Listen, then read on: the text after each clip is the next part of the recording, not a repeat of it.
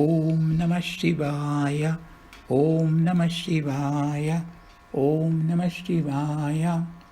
परमपूज्य जगद्गुरू श्री शंकराचार्य यांचे ज्ञानासंबंधीचे विचार आपण आता श्रवण करूया. आचार्य म्हणतात, प्रकाशाच्या साह्याशिवाय ज्याप्रमाणे वस्तू दिसत नाहीत, त्याचप्रमाणे विचाराशिवाय ज्ञानप्राप्ती होत नाही.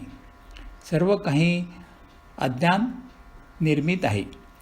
ज्ञानोदय होताच ते विरून जाते. मन जेव्हा आरशासारखे स्वच्छ होते, तेव्हा त्यात परम ज्ञान प्रकट होते. म्हणून काळजीपूर्वक मन शुद्ध केले पाहिजे. आत्मा स्वतःला स्वीकारू शकत नाही की नाकारूही शकत नाही. इतर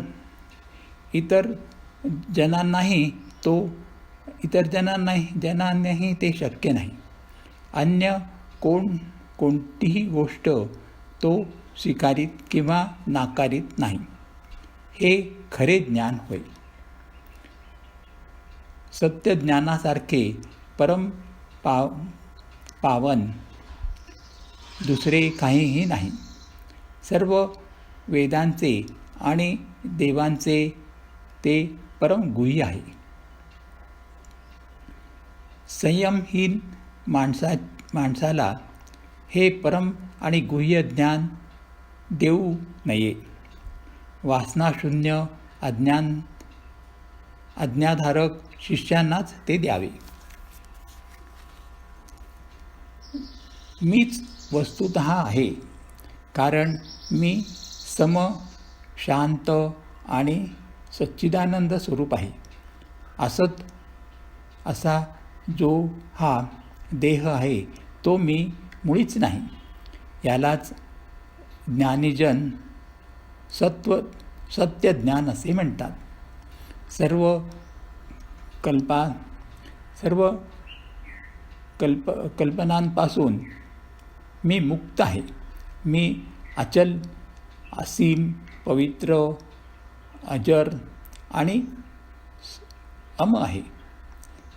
असत असे हे शरीर ते तर मी मुळीच नाही. मलाच ज्ञानीजन सत्य ज्ञान म्हणतात. मी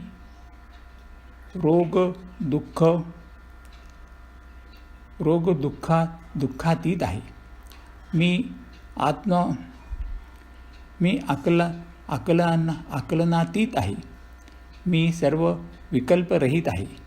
मी सर्व शक्तिमान आहे. असत असा जो हा देह, तो मी मुळीच नाही. यालाच ज्ञानीजन सत्य ज्ञान असे म्हणतात. माझ्यात कोणतेही परिवर्तन घडत नाही. मी निराकार आहे. मी निर्दोष आहे. अजय, अक्षय आहे. असत असा जो हा देह, तो मी मुळीच नाही. यालाच ज्ञानीजन खरे ज्ञान असे म्हणतात. मी निर्गुण आहे. अकर्ता आहे. मी नित्यमुक्त आहे.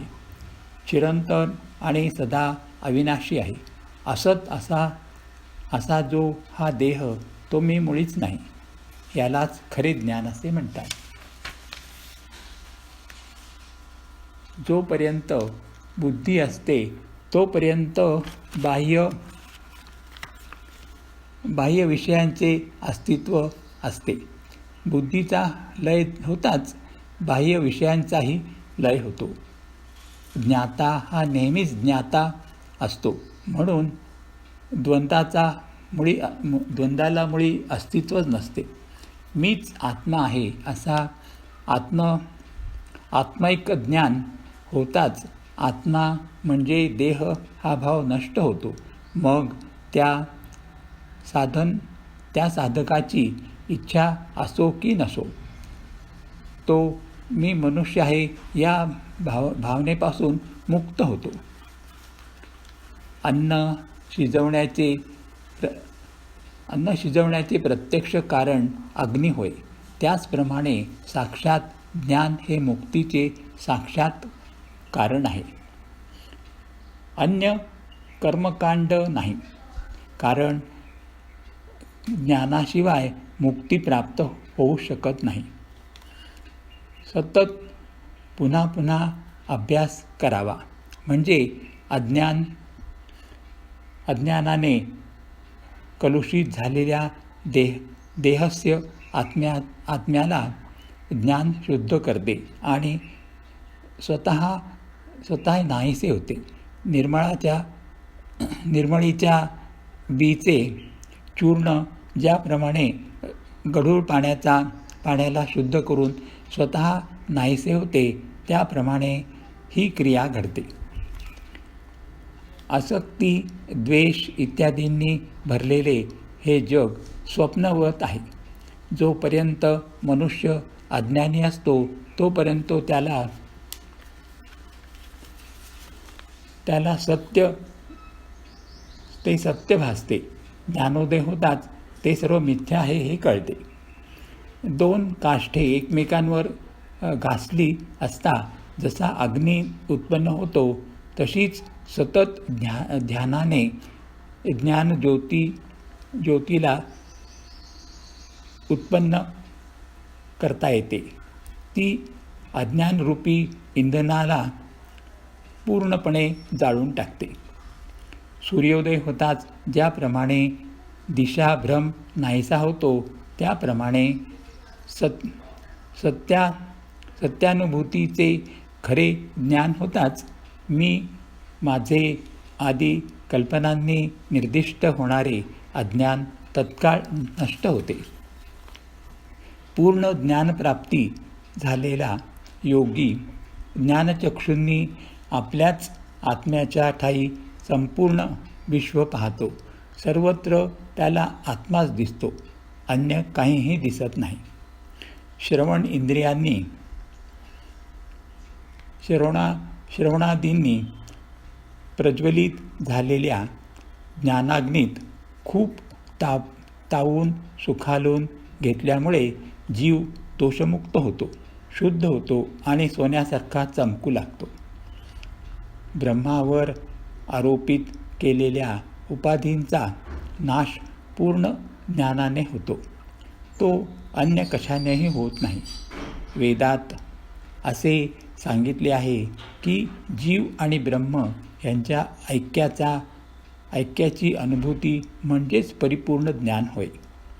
वासना त्यागाने ज्ञान उत्पन्न होते आणि ज्ञानामुळे विषय सुखाविषयी विरक्ती उत्पन्न होते. त्यापासून आत्मानंदभावाची प्राप्ती होते आणि त्यानंतर आपोआपच शांती मिळते. खरे ज्ञान अहंकाराचे समूळ उच्चाटन करते आणि कर्मे जाळून त्याची राख करते. मग तेथे कर्म करणारा उरतच नाही की फळांचा उपभोग घेणारा उरत नाही.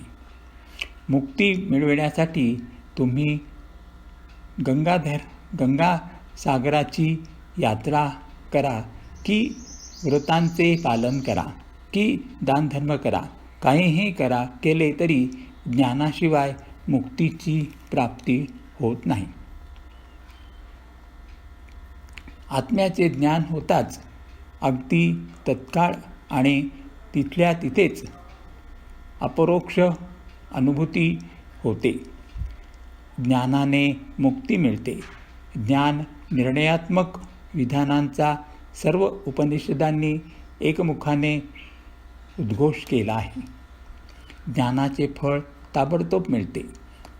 अगदी इथे आणि आत्ताच म्हणा ना तसे मिळते. त्यामुळेच कोण जाणे बुवा पुढे काय परिणाम होईल तो, अशा भीतीचे कारणच उरत नाही. सत्यज्ञान हाच वेदांताचा विषय आहे. वेदांत ज्ञानाने जीवात्माच ब्रह्म असल्याची खात्री पटते. ते ज्ञान प्राप्त होताच या जन्मजन्मांतराच्या बंधनातून मनुष्य पूर्णपणे मुक्त होतो. आत्मानुभूतीसाठी ज्ञानाच्या तोडीचे दुसरे काहीही नाही. म्हणूनच साधकाने सगळी सच्छिष्य लक्षणे अंगी बाणवून ज्ञानप्राप्ती करून घ्यावी आणि त्या योगे भवसागर पार करावा, जन्ममृत्यूंच्या चक्रातून मुक्त व्हावे. परम आदरणीय अशा माझ्या सर्वज्ञ गुरुवर्यांना मी प्रणाम करतो.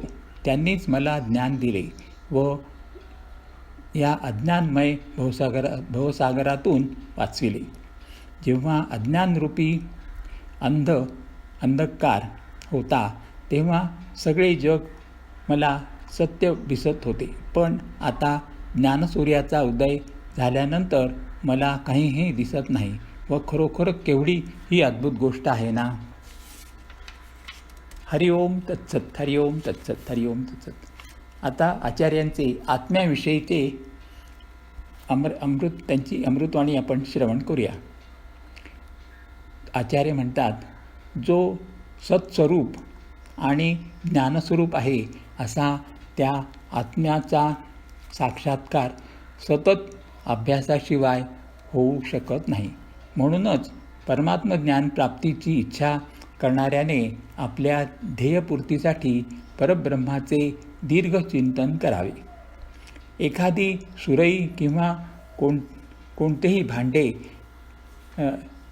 दिव्यामुळे प्रकाशित होते, त्याचप्रमाणे मन, इंद्रिये आणि केवळ आत्म्यामुळेच प्रकाशित होतात. परंतु ह्या वस्तू स्वतःला प्रकाशित करू शकत नाहीत. एका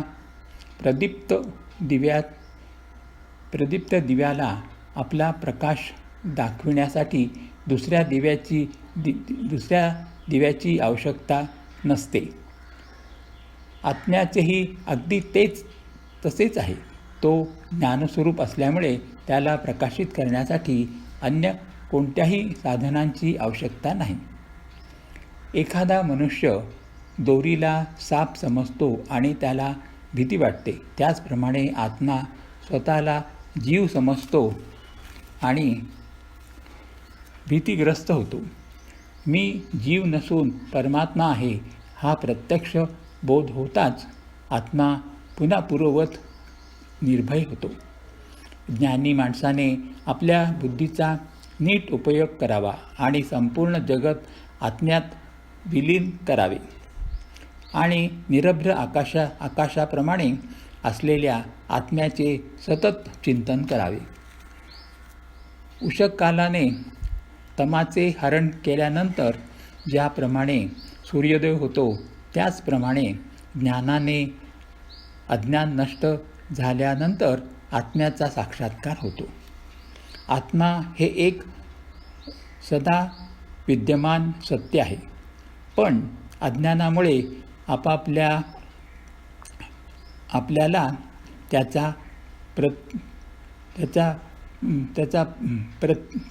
आपल्याला त्याची प्रचिती येत नाही. अज्ञान नाहीसे करताच आत्मसाक्षात्कार होतो. इंद्रियांच्या अनुभवास येणारे सगळे विषय म्हणजे आत्माच होय. आत्म्याव्यतिरिक्त दुसरे काही नाहीच. घट असो की सूर्य असो, वस्तुतः या मातीच आहे असते. त्याचप्रमाणे साक्षात्कारी पुरुषाला जे म्हणून दिसते ते आत्माच असते. आपल्या सर्व कर्मांचा त्याग करून जो मनुष्य संपूर्ण विद्यमान चिरंतन सुखदायी पवित्र आणि निर्मल अशा आत्मारूप मंदिरात पूजन करतो, तो सर्वज्ञ व सर्वव्यापी बनतो आणि इहलोकाचे वास्तव्य संपल्यानंतर अमरत्व प्राप्त करून घेतो. हात तोडून फेकून दिला असता शरीरात वैगुण्य येते, पण आत्म्यात मात्र ते येत नाही. हात तोडल्यानंतर जे शरीर उरते त्याचाही आत्म्यावर काही परिणाम होत नाही.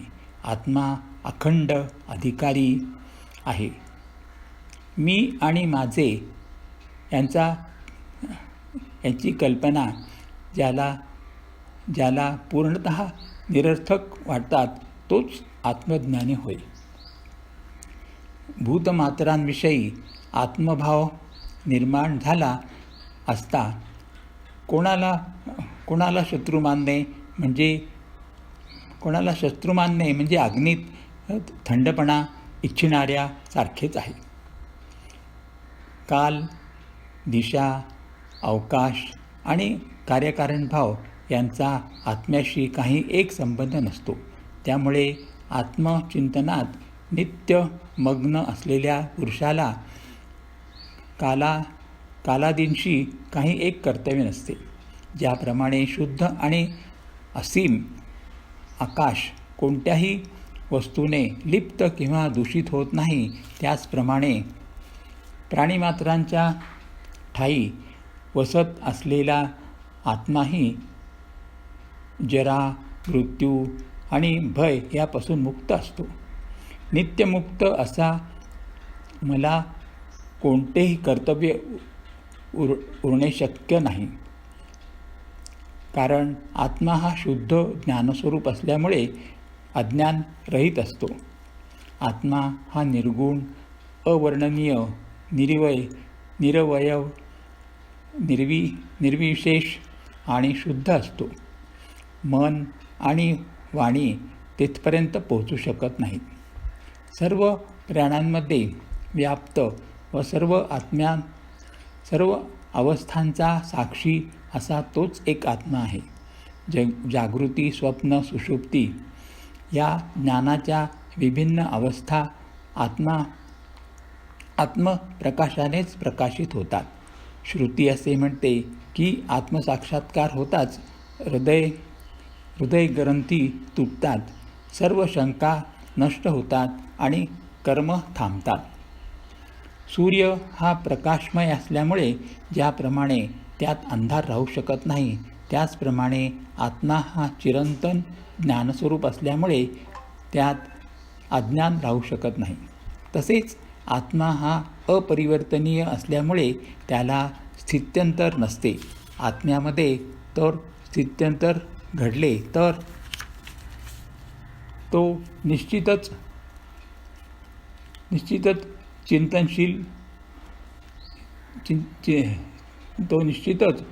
विनाशशील होईल. शास्त्रामध्ये असे लिहिले आहे की आपल्या आत्म्याचे आपल्याला ज्ञान होणे हा सर्वश्रेष्ठ लाभ आहे आणि बुद्धीलाही हे पटते.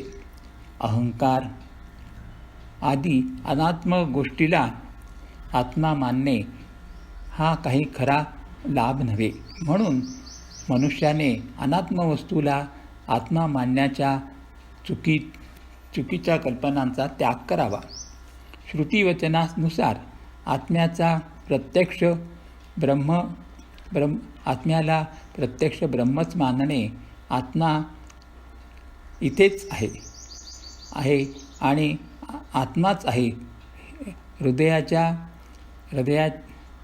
हृदयाच्या सर्व ग्रंथी छिन्नभिन्न होऊन जातात जर आत्मलाभ झाला नाही तर, इत्यादी श्रुतिवचने प्रसिद्ध आहेत. आत्मा हा ज्ञानाचा विषय होऊ शकत नाही. आत्म्यामध्ये परिवर्तनही नाही की बहुतत्वही नाही. त्यामुळे कोणाकडूनही तो नाकारण्याचा प्रश्नच उद्भवत नाही.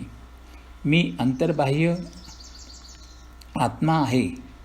जन्म, क्षय, जरा आणि मृत्यू यांच्या पलीकडे आहे.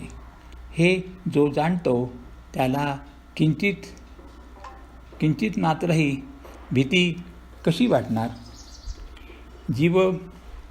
जीवब्रह्म ऐक्याचे त्याला प्रत्यक्ष ज्ञान झाले आहे आणि सांगितलेल्या अज्ञान नामक बीजाचे अस्तित्वच नाही असे जो निश्चयपूर्वक जाणतो त्याला जन्म कुठला? आत्मा ही काही कोणालाही आणि कोणत्याही काळी अज्ञात असलेली गोष्ट नाही. ती मिळवण्याचा किंवा टाकून देण्याची वस्तू नाही. स्वतःच्या शरीराची ओळख पटविण्याकरता जसा काहीही बाह्य पुरावा लागत नाही, तसाच स्वतःच्या आत्म्याची ओळख होण्यासाठी कोणताही बाह्य पुरावा लागत नाही. इतर सर्व इच्छांचा त्याग करून केवळ आत्मानुभवाची तीव्र इच्छा असणे हाच आत्मप्राप्तीचा एकमार्ग उपाय आहे. आत्मा आणि ब्रह्म यांच्या ऐक्याची अनुभूती येण्यापूर्वी इंद्रियगोचर जगताला आणि अन्य वस्तूंना एक निश्चित आकार असतो. जोपर्यंत आत्म्याविषयीची कल्पना देहभावनेशी एकरूप असते, म्हणजे जोपर्यंत आत्मानुभूती झालेली नसते, तोपर्यंत जग व जगाचा अनुभव सत्य आहे असे वाटते. आत्मा हा परब्रह्म असून तो पाप पुण्य, भूत भविष्य, कार्य कारणभाव आदी सर्व बंधनापासून मुक्त आहे, हे आपण जाणले पाहिजे. आत्म्याची ज्ञानशक्ती कधीच विराम पावत नाही. त्यामुळे तो अपरिवर्तनशील असल्यामुळे जागृती, स्वप्न व सुषुप्ती ह्या तिन्ही अवस्थांमध्ये तो ज्ञानवान असतो. ज्ञानाचे विषय फक्त वेगवेगळे असतात. श्रुतीच्या शब्दात सांगायचे झाल्यास, जेव्हा द्वैतबोध असतो तेव्हा विषयांची विभिन्नता असते. ज्ञानी पुरुषाला नित्यशुद्ध भासणारा आत्मा अज्ञानाला नित्य अशुद्ध भासतो. जाणत्याला जी दोरी दिसते तीच नेणत्याला साप दिसते. दोरी जशी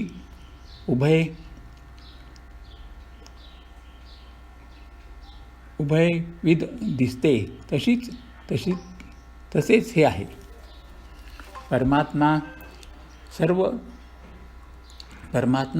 सर्व समावेशक व आनंद स्वरूप असल्यामुळे ज्ञाता, ज्ञान आणि ज्ञेय या रूपांनी तो कधी प्रवेशच देत नाही. या तिन्ही रूपात केवळ तोच प्रकाशमान असतो. मी देवांना नमस्कार करीत नाही. सर्व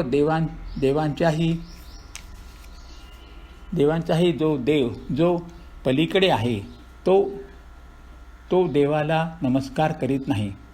त्या स्थितीला जो पोचला तो शास्त्रविहित कर्मे करीत नाही. सर्व प्रयत्नांच्या मुळाशी असलेला जो माझा स्वतःचा आत्मा, त्याला मी पुन्हा पुन्हा नमस्कार करतो. हरि ओम तत्सत. हरि ओम तत्सत. हरि ओम तत्सत. आता आपण ब्रह्माबद्दलचे आचार्यांची वचने श्रवण करूया. ब्रह्म जे सच्चिदानंद स्वरूप आहे, जे एकमेव द्वितीय आणि अनंत आहे, जे नित्य सनातन एकरूप आणि सर्व विद्यमान वस्तूंना व्यापणारे आहे, तेच ब्रह्म आहे, हे तू जाण. जे निर्द्वंद्व, अविभाज्य, एकरूप आणि आनंदमय आहे, सर्व इंद्रियगोचर वस्तूंचा नेती म्हणून अवेर केल्यानंतर वेदांताने ज्याचा अंतिम अधिष्ठान म्हणून निर्देश केला आहे, तेच ब्रह्म आहे, हे तू जाण.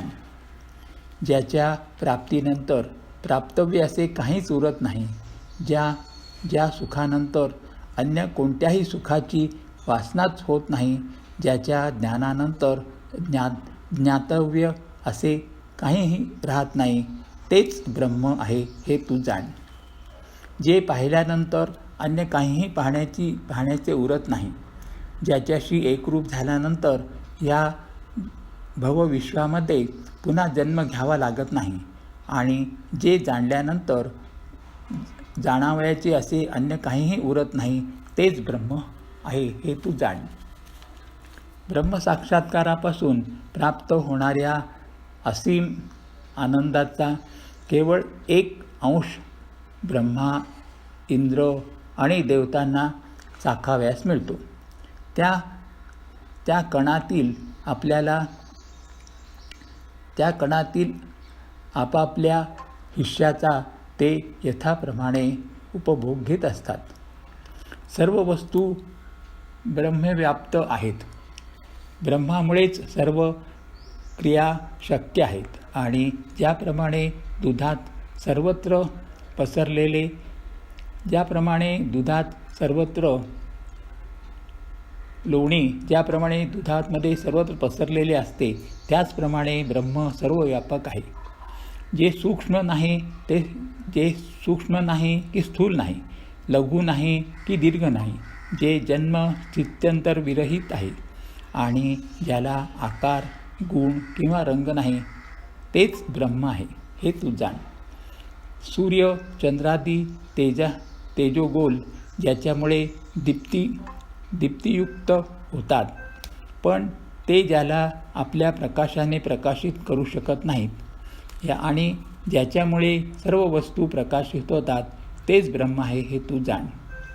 ज्याप्रमाणे तापून लाल झालेल्या लोखंडाच्या गोळ्यात अग्नी अंतर्बाह्य व्याप्त असतो आणि स्वतःच चमकतो, त्याप्रमाणे ते परब्रह्म सर्व जगताला अंतर्बाह्य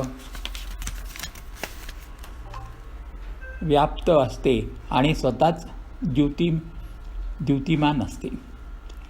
ब्रह्म नित्य आणि सनातन असल्यामुळे अविद्या नाशाव्यतिरिक्त अन्य कोणताही उपायाने ते प्राप्त केले जाऊ शकत नाही. जे आत्मतत्व आहे तेच ब्रह्म आहे असे तू जाण. जे सर्वातीत आहे, जे अनंत, असीम व परमसत्य आहे, तेच ब्रह्म आहे असे तू जाण. ते बृहत असल्यामुळेच त्याला ब्रह्म असे म्हणतात. जे उपाधिरहित आहे, निश्चल आहे, असीम आहे, एकरूप आहे आणि निर्द्वंद आहे, आणि ज्याला अनंत म्हणतात, ते ब्रह्म सहजासहजी जाणता येणे शक्य नाही. ब्रह्म हे विश्वाहून वेगळे नाही. जी ब्रह्म नाही अशा गोष्टींचे अस्तित्वच शक्य नाही. ब्रह्माहून भिन्न अशी जर एखादी गोष्ट भासत असेल, तर ती मृगजलवत असत्याशी जाणावी. जे म्हणून पाहिले ऐकले जाते, ते सर्व अन्य काहीही नसून ब्रह्मच आहे. परम सत्याचे ज्ञान ज्याला प्राप्त झाले, त्याला सर्व विश्वाचे ठायी निर्द्वंद्व ब्रह्म दिसू लागते. घटाविषयी विचार करू लागताच ज्याप्रमाणे आपल्या मनात आपोआप मातीचा विचार उभा राहतो, त्याचप्रमाणे इंद्रिय गोचर जगाविषयी विचार करू लागताच नित्य प्रकाशी ब्रह्म आपल्या मनात झळाळते. ज्याप्रमाणे माती आणि घट यांचा कार्यकारण रूप सर्व नित्य असतो, त्याचप्रमाणे तो ब्रह्म आणि इंद्रिय गोचर जगताचाही असतो. हे अगदी सुप्रतिष्ठित सत्य आहे. वेदांतशास्त्रांनीही ते प्रतिपादिले आहे आणि तर्कयुक्तीनेही ते सिद्ध झाले आहे. लोक आपली सर्व कर्मे ब्रह्मात करतात आणि ब्रह्माच्या द्वारेच करतात, परंतु त्यांना त्याचे ज्ञान नसते. सर्वसामान्य अज्ञजन घटादी अनेक मृत्तिका पात्रे नेहमी वापरतात, परंतु ती केवळ माती आहे हे त्यांच्या ध्यानात नसते. म्हणून म्हणतो, तूच ब्रह्म आहेस, मी ब्रह्म नाही हा केवळ एक भ्रम आहे. भ्रमापासूनच भेदाचा उगम होतो आणि मग तेच सर्व प्रकारची दुःख मूळ ठरते. ब्रह्म बुद्धिगम्य नसेल, पण ते काही अनुनय भवनीय नाही, कारण ते स्वयंप्रकाशी आहे. सत्यम ज्ञानम अनंत ब्रह्मम या श्रुतिवचनात त्याचीच व्याप्ती प्रकट झाली आहे. कारणरूप मातीचे ज्ञान होताच ज्याप्रमाणे घटादी मृत्तिका पात्राचे ज्ञान होते, त्याचप्रमाणे ब्रह्मज्ञान होताच सर्व विश्वाचे ज्ञान होते. सर्व काही ब्रह्म आहे. ती अनुभूती ज्या ज्ञानी पुरुषाने प्राप्त करून घेतली आहे, त्याने ध्यान केले काय अथवा न केले काय, तो बोलला काय किंवा न बोलला काय, त्याने कर्म केले काय किंवा न केले काय, त्याला सगळे सारखेच आहे. सर्वोच्च आणि शुद्धतम अशा ब्रह्मज्ञानाचा जे त्याग करतात, त्यांचे जीवन व्यर्थ होय. ते मनुष्य असले तरी पशुसमानच म्हणावेत. दृश्य जगताचे अदृश्यात रूपांतर करून सगळे काही ब्रह्म असल्याचा अनुभव घ्यावा. अशा ज्ञानी पुरुषाने शुद्ध ज्ञानाने आपले मन ओतप्रोत करावे आणि मन अक्षय आनंदात वास करावा. सर्वोत्तम आनंदाचा साठा असलेले ते ब्रह्मच केवळ स्वरूप आहे. त्या सत्याचे ज्यांना ज्ञान झाले आहे, असे पुरुष त्याच्याच आश्रयाने राहतात. पाण्यात विरघळलेला मिठाचा खडा डोळ्यांनी काही पाहता येत नाही, पण जिभेने मात्र चाखता येतो. अगदी तसेच खरोखर त्या सदा विद्यमान ब्रह्माचे आहे. हृदयात अगदी खोल ते तळपत असल्यामुळे बाह्य इंद्रियांना त्यांचे ज्ञान होऊ शकत नाही. परंतु तू वस्तुतः ब्रह्मच आहेस. भोवताली असलेले इंद्रियगोचर विश्व तू नाहीस, अशी ऋषींची व गुरूंची वाणी जेव्हा आपल्या कानावर पडते आणि आपले ज्ञान जागृत होते, तेव्हा त्या ज्ञानप्रकाशाने आपल्याला ब्रह्माचा अनुभव येतो. हरि ओम तत्सत. हरि ओम तत्सत. हरि ओम तत्सत.